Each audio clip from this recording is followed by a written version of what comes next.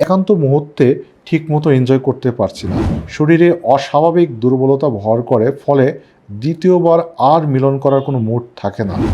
হঠাৎ করে লিঙ্গটা নিস্তেজ হয়ে যাচ্ছে মাঝপথে।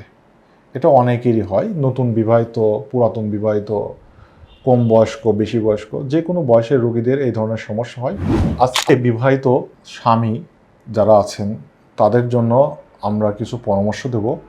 একজন দর্শক সে উল্লেখ করেছে যে তার বিবাহিত জীবন প্রায় ১৩ বছরেরও অধিক সময়। মিলন করতে গেলে মাঝপথে লিঙ্গটা নরম হয়ে যাচ্ছে। সময়টা ৭ থেকে ১০ মিনিট, কিন্তু সে চাইলে একটু সময়টাকে বৃদ্ধি করতে পারে। তো এই মুহূর্তে আসলে তার করণীয় কী? কীভাবে সে আরেকটু বেশি ইমপ্রুভমেন্ট করতে পারে? আজকের ভিডিওতে আমরা সেই পরামর্শগুলো দেওয়ার চেষ্টা করব। চলুন জেনে আসি। আসসালামু আলাইকুম স্যার। জি, ওয়ালাইকুম আসসালাম ওয়া রাহমাতুল্লাহ।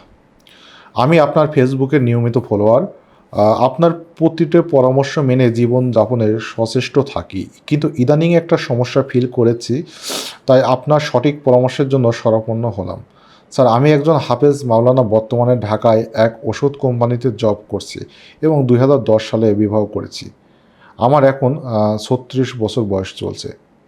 আমাদের দাম্পত্য জীবন সব দিক থেকেই ভালো যাচ্ছে, কিন্তু ইদানিং একটা সমস্যায় ভুগছি, তা হলো একান্ত মুহূর্তে ঠিকমতো এনজয় করতে পারছি না।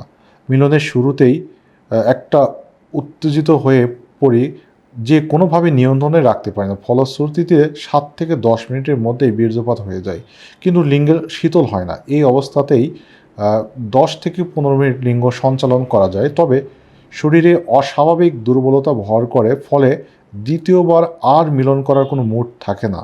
কখনো যদি দ্বিতীয়বার শুরু করি তাহলে বীর্য বের হতেই চায় না। আস্তে আস্তে লিঙ্গটা শীতল হয়ে যায়।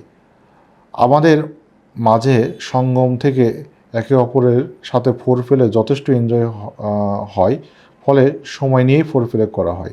তো স্যার, এই সমস্যা থেকে আমি কি করে উত্তীর্ণ হতে পারি, যৌনতাকে উপভোগ করতে পারি, তার জন্য সঠিক পরামর্শ আপনার থেকে কামনা করছি। আল্লাহ আপনাকে সবসময় ভালো রাখুন। অমুক। তাহলে একজন দর্শক, আমাদের ফলোয়ার, সে তার সমস্যাটা তুলে ধরলো। তার সারমর্মটা হচ্ছে যে হঠাৎ করে লিঙ্গটা নিস্তেজ হয়ে যাচ্ছে মাঝপথে। এটা অনেকেরই হয়, নতুন বিবাহিত, পুরাতন বিবাহিত, কম বয়স্ক, বেশি বয়স্ক, যে কোনো বয়সের রোগীদের এই ধরনের সমস্যা হয়।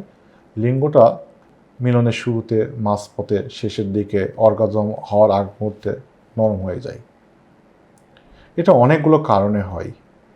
একটা হচ্ছে, কারোর যদি মানসিক স্ট্রেস, যদি দুশ্চিন্তা, টেনশন যদি অতিরিক্ত থাকে, যে সমস্ত পেশাগুলো আছে, যে সমস্ত কাজের চাপটা অতিরিক্ত হয়ে যায়, মানসিক চাপ, সারাদিন আপনি কর্মব্যস্ততার মধ্যে দিন পার করেছেন, যখন বাসায় এসে স্ত্রীর হক আদায় করতে যাচ্ছেন বা একটু আপনি যেটা উপভোগ করতে বলছেন, তো এই জিনিসগুলোর সময় আপনার স্ট্রেসটা, মানসিক স্ট্রেসটা এত বেশি থাকে যে হঠাৎ করে সেটা মনের অজান্তেই কিন্তু একটু বেশি হয়ে যাচ্ছে।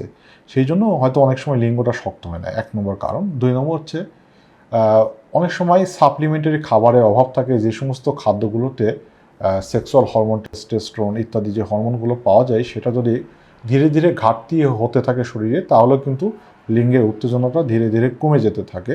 তাহলে এটার জন্য আপনাকে সাপ্লিমেন্টারি হাফ বয়েল করে ডিম খাওয়ার অভ্যাস করতে হবে, ২-৩টা করে দুধ খেতে হবে, বাদাম খেতে হবে, তাহলে এটা ঠিক হয়ে যাবে। আর যদি স্ট্রেসটা, যদি আপনার কাজের প্রেশারটাকে একটু কমিয়ে নিতে হবে, এই জন্য আপনি মোরাকাবা বা মেডিটেশন করতে পারেন সকালবেলা ফজরের নামাজের পরে, বা ফজরের নামাজের আগেও করতে পারেন, তাহলে ধীরে ধীরে আপনার ঠিক হবে। যদি সুযোগ থাকে সকালবেলা আপনি দৌড়াদৌড়ি করতে পারেন। এটা ভোরের যে বাতাস, সতেজ বাতাসটা যদি আপনি কাজে লাগাতে পারেন, ইনশাল্লাহ এটা আপনার ঠিক হয়ে যাবে। সকাল বিকাল গেলে এক্সারসাইজ করলেও আপনি উপকার পাবেন। আপনি বললেন যে আপনার মিলন করলে ৭ থেকে ১০ মিনিট, আর যদি আর তারপরেও আপনি লিঙ্গ শক্ত থাকে, আপনি ১০ মিনিটের বেশি মিলনটা কন্টিনিউ করতে পারেন। তাহলে এই ক্ষেত্রে করণীয় হচ্ছে যে সাপ্লিমেন্টারি খাবার, এক্সারসাইজের পাশাপাশি আপনার কিছু হরমোনাল পরীক্ষা নিরীক্ষা করার পর যদি কোনো সমস্যা ধরা পড়ে, তাহলে ওষুধ খেতে হবে। এছাড়াও আপনি মাল্টিভিটামিন এবং জিঙ্ক ট্যাবলেট, জিঙ্কসিং, এবং চিকিৎসকের পরামর্শ অনুযায়ী আরও কিছু ওষুধ আছে, যেগুলো আপনি খেলে এই সময়টাকে দীর্ঘায়িত করতে পারবেন এবং আপনার যেই শীতলতা এটাও চলে যাবে। আপাতত আপনি কেগেল এক্সারসাইজ এবং খাবার দাবারটা মেনে চলবেন।